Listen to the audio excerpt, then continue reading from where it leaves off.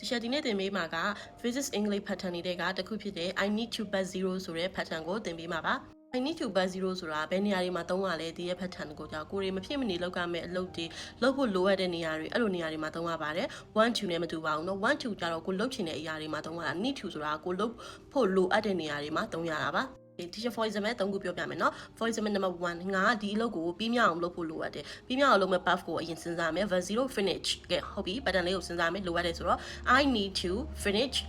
this work ဒီအလုပ်ကိုငါပြီးအောင်လုပ်ဖို့လိုအပ်တယ်ဆိုပြီးတော့ပြောလို့ရပါတယ် okay example 2ငါအခန်းတင်ရှင်းရေးလုပ်ဖို့လိုအပ်တယ်အခန်းတင်ရှင်းရေးလုပ်မဲ့ verb ကိုအရင်စဉ်းစားမယ် clean but 0 so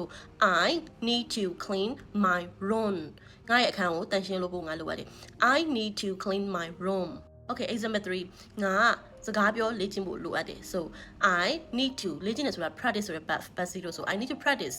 speaking ငါစကားပြောလေ့ကျင့်ဖို့လိုအပ်တယ် I need to practice speaking ငါစကားပြောလေ့ကျင့်ဖို့လိုအပ်တယ်ဒီလိုမျိုးသုံးလို့ရပါတယ် I need to ကိုယ်တွေလုပ်ဖို့လိုအပ်တဲ့နေရာတွေမှာသုံးလို့ရပါတယ်ရှင်နားလည်မယ်လို့ထင်ပါတယ် thank you for watching see you in my next video